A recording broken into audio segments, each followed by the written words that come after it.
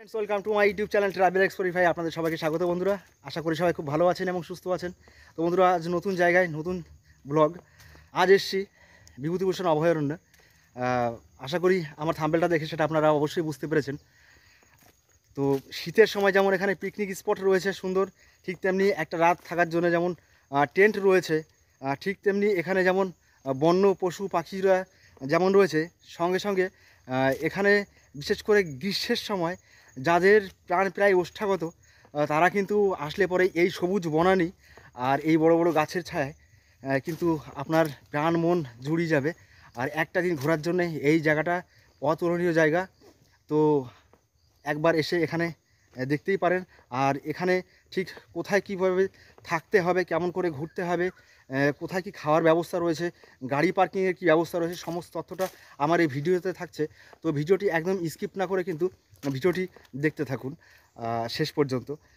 তো চলুন বন্ধুরা, দেখে নেওয়া যাক আজকের বিভূতিভূষণ অভয়ারণ্য। তো বন্ধুরা, এখন আমি বর্তমানে দাঁড়িয়ে আছি পারমদন বিভূতিভূষণ অভয়ারণ্যের একদম কাছে। আর শুধুমাত্র এই বাঁশের ব্রিজটা পার হওয়ার পরেই আর একটুখানি গেলেই কিন্তু পারমদন ফরেস্ট। তো পারমদন ফরেস্টে যাওয়ার আগে যদি আমরা নাটাবেড়ে হয়ে আসি, তবে এই রোডটা বাদবে যেখানে ইছামতি নদীর উপরে এই ব্রিজটা রয়েছে, বাঁশের ব্রিজটা। যদিও এই বাঁশের ব্রিজটা আগে ছিল না, আগে নৌকাতেই পারাপার হতে হতো, কিন্তু বর্তমানে 2000 সালের বন্যার পরে কিন্তু এই ব্রিজটা তৈরি হয়েছে। আর এই ব্রিজটার ওপরে যাওয়ার কিন্তু একটা বিশেষ একটা নিয়ম রয়েছে, যেটা হচ্ছে মোটরসাইকেল কিংবা সাইকেল চালিয়ে পার হলে কিন্তু আপনাকে কিন্তু 501 টাকা কিন্তু জরিমানা দিতে হবে। তো চলুন, আমরা হেঁটেই পার হব। আর এরকম একটা ব্রিজের উপর দিয়ে হাঁটার একটা ভীষণ মজাও রয়েছে। আর আমার সামনে যে নদীটা রয়েছে ইছামতি নদী, আর ইছামতি নদী আপনারা খুব ভালো করে খেয়াল করলে পরে দেখতে পারবেন যেমন মানে স্ফটিক জল বলা যায়, মানে পরিষ্কার স্বচ্ছ জল। আর জলের নিচে থেকে যে সমস্ত জলজ উদ্ভিদগুলো আর রয়েছে, মনে হচ্ছে যেন জল ভেদ করে উপরের দিকে উঠে আসতে চাই।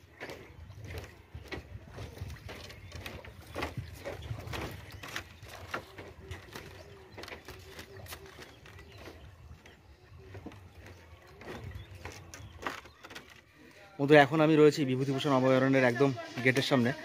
আর এখান থেকে 100 টাকার টিকিট, আর ঢুকেই বাঁদিকেই পড়বে আপনার টিকিট কাউন্টার। আর এখান থেকেই পার হেড করে 100 টাকার টিকিট করে আপনাকে ভেতরে যেতে হবে। আর আপনারা যদি কখনও কোনো গাড়ি নিয়ে আসেন, তবে সেক্ষেত্রে এই গ্যারাজ বলতে এখানে পাশাপাশি কিছু বাড়ি রয়েছে যারা নিজেরা দায়িত্ব করে গাড়ি রাখে, এবং এই যে গ্যারেজগুলো রয়েছে, তো আপনি যদি বাইক নিয়ে আসেন পার বাইক 20 টাকা করে পড়বে। আর যদি আপনি 4 হুইলার নিয়ে আসেন তাহলে সেক্ষেত্রে দাদা আপনাদের 4 হুইলার কথা করে 40 টাকা করে, কিন্তু 4 হুইলার কিন্তু 40 টাকা করে এখানে। আর এখানে বেশ কটা বাড়ি আছে পরপর, এখানে ঢুকতে 3-4টে বাড়ি আছে, এখানে কিন্তু গাড়ি রাখার মানে ব্যবস্থা রয়েছে। আর একটা বড় ব্যাপার হচ্ছে যে এখানে এসে কিন্তু কোনো হোটেল নেই। তো আপনারা যদি খাবার খেতে চান, তবে কিন্তু এরকম দাদারা এরকম বসে আছে, এই একজন দাদা যেমন ওই একজন।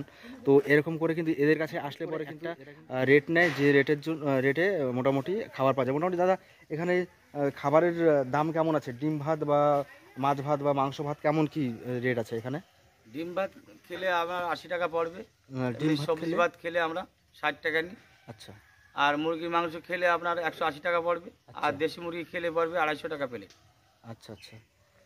তাহলে শুনলেন যে এখানে খাবার দাবার কেমন কি রেট আছে, এবং অর্ডার অনুযায়ী কিন্তু হবে, অর্ডার অনুযায়ী তৈরি করতে, মানে এখানে তৈরি করে দেবে। তবে অভয়ারণ্যে প্রবেশ করতে গেলে কিছু নিয়ম কানুন রয়েছে, যে নিয়ম কানুনগুলো কিন্তু আপনাকে অবশ্যই মেনে চলতে হবে।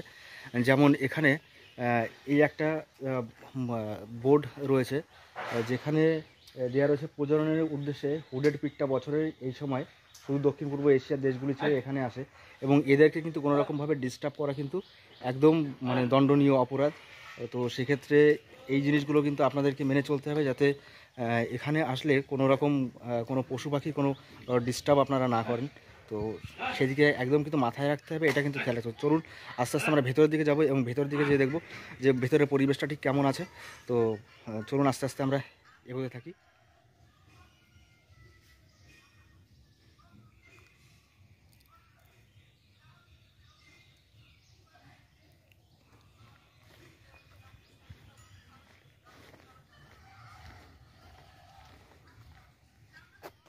আপনারা যখন ফরেস্টের ভেতরে প্রবেশ করবেন, বাঁ দিকে কিন্তু ফরেস্ট গার্ডের কর্মীরা থাকবে এবং আপনাকে কিন্তু এই টিকিটটা শো করাতে হবে। আর টিকিটটা কিন্তু ঠিক এইভাবেই আপনাকে ছেড়ে দেবে। তো তারপর আপনাকে কিন্তু ভেতরের দিকে যেতে হবে। তো চলুন এবার ভেতরের দিকে যাই।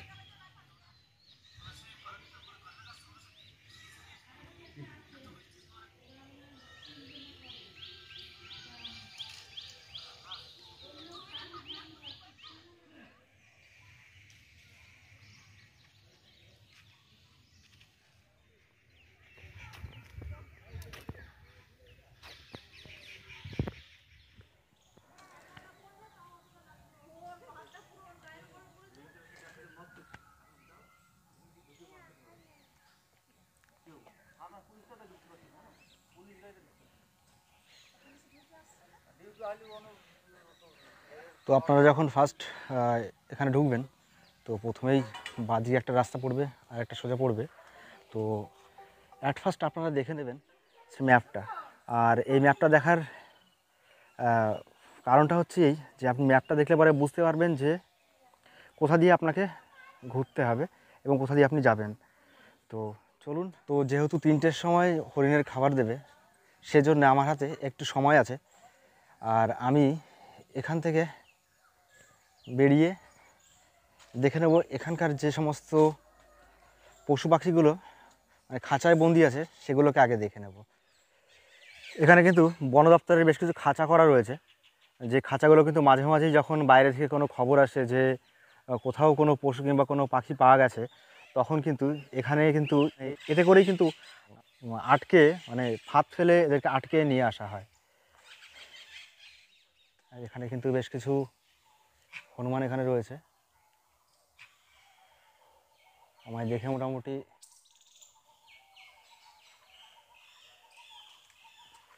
আমায় সতর্ক করে দিল এখান থেকে, আমি যেন ওখানে না যাই।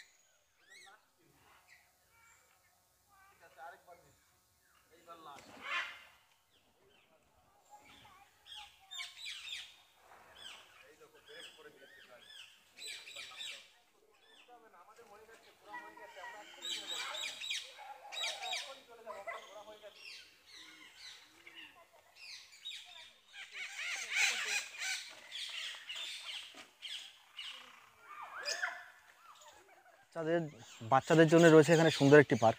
আর এই পার্কটি, চলুন একবার ভেতরে যাই।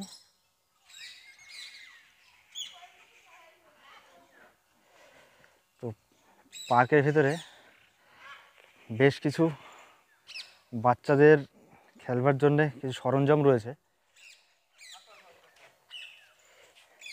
এটা যেমন রয়েছে বাচ্চাদের খেলবার জন্যে এখানে বসার জায়গায় এবং বাচ্চাদের জন্যে স্লিপার রয়েছে। তো এখানে আসলে আপনার সঙ্গে সঙ্গে আপনার বাচ্চারও অবশ্যই মন ভালো হয়ে উঠবে। চারিপাশের পরিবেশটা দেখুন।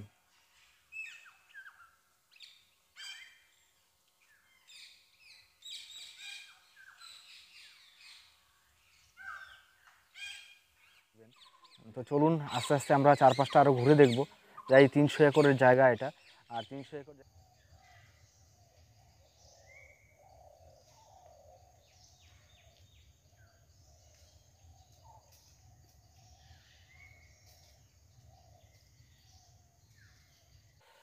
ফরেস্টের ভেতরে ঢুকে বাঁ দিকের এই রাস্তাটি এলেই কিন্তু আমরা কিন্তু এই চিতল হরিণগুলো এখানে দেখতে পাই।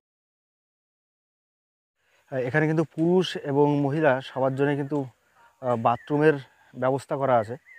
তো এই লোহার তারের বেড়া দিয়ে ঘেরাও করা যে জায়গাটা, এই জায়গাটায় কিন্তু মানে ঔষধি গাছপালা এখানে কিন্তু লাগানো থাকে। এই অরণ্যের মাঝে হচ্ছে এই তারকাটার বেড়াটা দেওয়া, আর এই তারকাটার বেড়ার ভেতরেই কিন্তু রয়েছে হরিণগুলো। এবং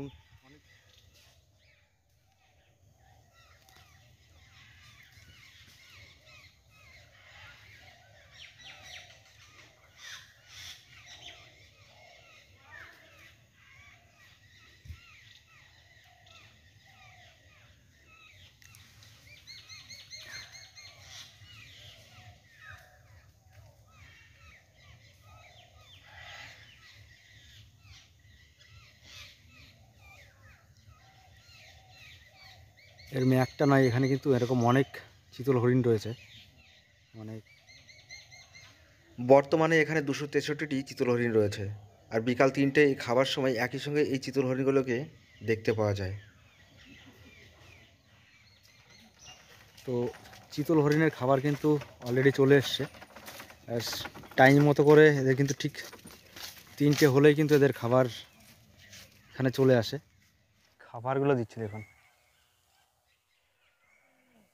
কি আর নাজারা দেখুন, মানে এরম মানে জিন্দেগি না মিলেগে দেবো ওরা। যা পরিস্থিতি, আমার পিছনেই হরিণগুলো খাচ্ছে, আমি বেড়ার এপাশ থেকে দেখছি, আমার সামনেই একটা বেড়া রয়েছে। কি বলবো, মানে জাস্ট মানে অ্যামেজিং, মানে এরকম দর্শনীয়, মানে কি বলবো, মানে অভাবনীয়।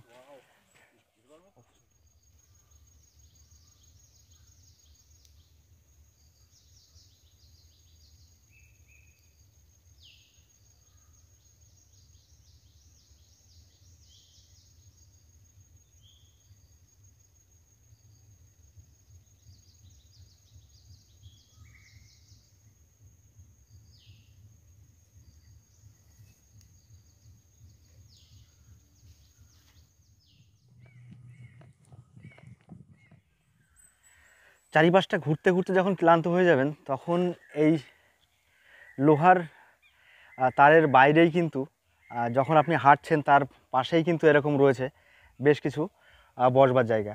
তো বসবার জায়গাগুলো তো একেবারে মানে জঙ্গলের ভেতরে যেমন রয়েছে, জঙ্গলের সঙ্গেই একেবারে মিলেমিশে একাকার। তার কারণ এর প্রত্যেকটা পিলারকে মানে দেখলে মনে হচ্ছে যেন পুরো একটা গাছ বসিয়ে দেওয়া হয়েছে, এবং সামনে যে টেবিলগুলো আছে সেগুলো মনে হচ্ছে গাছের গুঁড়ির ওপরে টেবিল প্লেটটাকে পাতানো রয়েছে। এবং এটা সিমেন্ট দিয়ে তৈরি করা, মানে প্রত্যেকটা জিনিস সিমেন্ট দিয়ে তৈরি করা হলেও কিন্তু দেখে মনে হচ্ছে যেন এটা একদম পুরো সম্পূর্ণ গাছ দিয়ে করা। তো ফরেস্টের ভেতরে এটাও কিন্তু একটা মিলেমিশে একাকার এই জায়গাটা, ও দেখতেও ভীষণ। আপনারা যখন কোনো টিফিন করবেন বা একটু বসে গল্প করে নেবেন, তখন কিন্তু এই জায়গাটাতে এসে বসতেই পারেন, এবং এটা কিন্তু বেশ একটা রোমাঞ্চকর জায়গা। আর আপনার ফ্যামিলি বা আপনার প্রিয়জনকে নিয়ে কিন্তু অবশ্যই কিন্তু এখানে এসে গল্প করে সময় কাটাতেই পারেন। ফরেস্টটির ডান দিক ঘেঁষে বয়ে গেছে ইছামতি নদী, আর ইছামতি নদীর পাড়েই রয়েছে নীলকুঠি আর বেশ কয়েকটি কটেজ। তো বন্ধুরা, সেই ভিডিওগুলো দেখতে হলে অবশ্যই চোখ রাখুন আমার নেক্সট এপিসোডে, যেখানে রয়েছে রোমাঞ্চকর নৌকা বিহার, পিকনিক স্পট, এবং সেই সঙ্গে রয়েছে রোমহর্ষক রাত্রিযাপন। ভিডিওটা এখানেই শেষ করছি। আর ভিডিওটি যদি আপনাদের ভালো লেগে থাকে তবে অবশ্যই লাইক, শেয়ার এবং কমেন্টস করবেন, এবং যারা আমার চ্যানেলে নতুন তারা অবশ্যই চ্যানেলটিকে সাবস্ক্রাইব করে পাশে বেল আইকনটি প্রেস করবেন, যাতে আমার পরবর্তী ভিডিওগুলো আপলোড হওয়ার সঙ্গে সঙ্গে আপনাদের কাছে নোটিফিকেশান পৌঁছায় এবং আপনারা সেগুলো দেখতে একদম মিস না করেন। তো বন্ধুরা, দেখা হচ্ছে আবার নেক্সট ভিডিওতে, নেক্সট কোনো গন্তব্যে। তত সময় সবাই ভালো থাকবেন, সুস্থ থাকবেন, স্বাভাবিক থাকবেন। জয় হিন্দ, জয় শ্রীকৃষ্ণ।